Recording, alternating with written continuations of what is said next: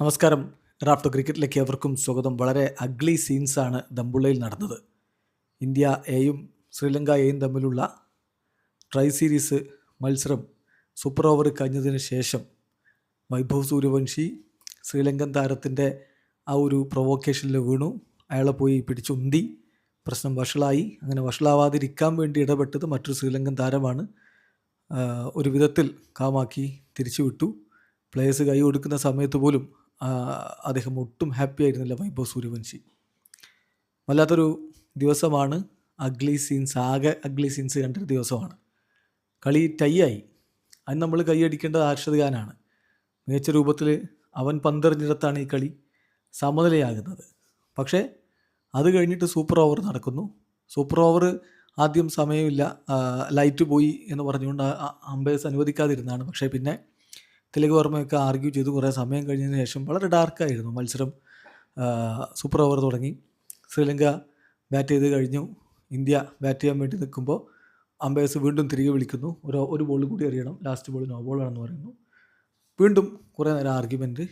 ഒടുവിൽ ആ ball India എറിയുന്നു. പിന്നെ കളി കഴിഞ്ഞപ്പോൾ ഇന്ത്യക്ക് അത് ചേസ് ചെയ്യാൻ പറ്റിയില്ല. സൂപ്പർ ഓവറിലെ സ്കോർ ഒടുവിൽ ഈ രൂപത്തിൽ ഉന്തും തള്ളിലേക്ക് കാര്യങ്ങൾ പോവുകയും ചെയ്തു. വല്ലാത്തൊരു സീനാണ്. ഈ കളിയിൽ ആദ്യം ബാറ്റ് ചെയ്ത ഇന്ത്യ നിശ്ചിത 50 ഓവറുകൾ പൂർത്തിയാക്കിയില്ല. 49.2 ഓവറിൽ 265 റൺസിന് ഓൾ ഔട്ട് ആവുകയായിരുന്നു. മറുപടി ബാറ്റിങ്ങിൽ ഒരു ഘട്ടത്തിൽ ഇപ്പോൾ 3 ഓവറിൽ ജയിക്കാൻ 18 റൺസ് മതിയായിരുന്നു ശ്രീലങ്കയ്ക്ക്. അവസാന ഓവറൊക്കെ വരുമ്പോൾ 5 റൺസ് മതിയായിരുന്നു. 3 വിക്കറ്റും കയ്യിലുണ്ടായിരുന്നു. അപ്പോഴാണ് വളരെ മനോഹരമായിട്ട് പന്തെറിഞ്ഞുകൊണ്ട് അർഷദ് ഖാൻ കളി സമനിലയിലേക്ക് എത്തിക്കുന്നത്. 265-9 നിലയിൽ ശ്രീലങ്കയുടെ ഇന്നിങ്സ് അവസാനിച്ചു. തുടർന്നാണ് ഈ പറഞ്ഞ സൂപ്പർ ഓവർ സംഭവിച്ചത്. ഏതായാലും ആദ്യം ഇന്ത്യൻ ടീം ബാറ്റ് ചെയ്യുമ്പോൾ പ്രഭ്സിമ്രാൻ സിംഗ് 11 റൺസ്, സഹ ഓപ്പണർ വൈഭവ് സൂര്യവംശി 14 പന്തിൽ നിന്ന് 3 ഫോറും ഒരു 6 അടക്കം 21, രുദ്രാജ് ഗെയ്ക്വാദ് 37, തിലക് വർമ്മ 23, ആയുഷ് ബദോനി 15, നിഷാന്ത് സിന്ധു 6. അങ്ങനെ പോയി ഇന്ത്യയുടെ ബാറ്റർമാരുടെ സംഭാവന. പിന്നെ സൂര്യാൻ ഷെഡ്ഗയുടെ മികച്ച ഇന്നിങ്സ് 66 പന്തിൽ 72 റൺസ് അദ്ദേഹം അടിച്ചു. അനുകൂൾ റോയി 8 റൺസിന് മടങ്ങിയിരുന്നു. പക്ഷേ വിപ്രാജ് നിഗം നന്നായി ബാറ്റ് ചെയ്തു. 49 പന്തിൽ നിന്ന് 51 റൺസ് അദ്ദേഹം അടിച്ചിരുന്നു. Arshad Khan 2 runs, Yash Thakur 2 runs. ഇതിൽ വിപ്രാജ് 2 തവണ ഡേഞ്ചർ ഏരിയയിലൂടെ ഓടി. ശ്രീലങ്കയ്ക്ക് 10 റൺസ് ലഭിച്ചുകൊണ്ടാണ് അവർ ബാറ്റ് ചെയ്യുന്നത്. ഏതായാലും അവർക്ക് വേണ്ടി നിരോഷൻ ഡിക്വെല്ല 37 റൺസ് അടിച്ചു. ആവിഷ്ക ഫെർണാണ്ടോ 22 റൺസ് അടിച്ചു. വിജയൻ ഹലംബാഗെ 17 റൺസ് അടിച്ചു. സതീര സമരവിക്രമ 93 റൺസ് അടിച്ചു. ഷാൻ ആർഷിഗെ അവരുടെ നായകൻ 8 റൺസാണ് അടിച്ചത്. പിന്നെ അഹാൻ വിക്രമസിംഗെ 6 റൺസ്.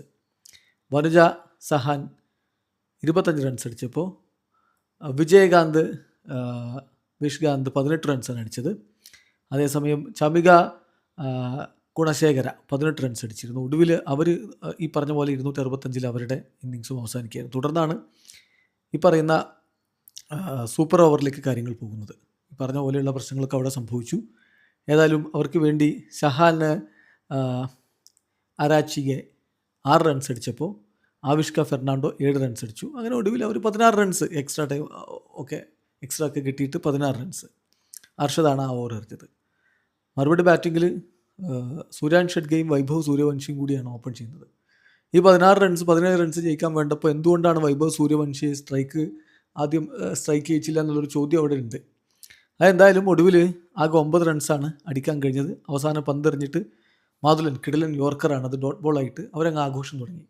ശ്രീലങ്കൻ താരങ്ങളെല്ലാം കൂടി വന്ന് ആഘോഷം തുടങ്ങി. അപ്പോൾ നമ്മൾ കാണുന്നത് വൈഭവ് സൂര്യവംശിയും ഷെഡ്ഗയും കൂടി അങ്ങനെ കാമായിട്ട് ഇങ്ങനെ നടന്നു പോവുകയാണ്. അപ്പോഴാണ് ശ്രീലങ്കൻ ഭാഗത്തുനിന്ന് ഒരു ആൾ എന്തോ വിളിച്ചു പറയുന്നതും അതിൽ പ്രകോപിതനായിട്ടാണ് പിന്നെ സൂര്യവംശി അങ്ങോട്ട് ചെല്ലുന്നതും പിടിച്ച് തള്ളുന്നതും ഒക്കെ. എന്തായാലും ഈ ഒരു കോണ്ടാക്ട് കൈവെക്കുക എന്നുള്ളത് വലിയ ഒരു തെറ്റാണ് എന്തായാലും ക്രിക്കറ്റ് ഫീൽഡിൽ. ഇനിയിപ്പോൾ എന്തൊക്കെ നടപടികൾ പയ്യനെതിരെ വരും എന്നുള്ളത് കണ്ടറിയണം. വളരെ ഷെയിംഫുൾ ആയിട്ടുള്ള സീനുകളാണ് നമ്മൾ അവിടെ കണ്ടത്. വീഡിയോ അവസാനിക്കുന്നത്. ക്രിക്കറ്റ് ലോകത്തെ കൂടുതൽ വിശേഷങ്ങളുമായി റാഫ്റ്റോ എത്താം.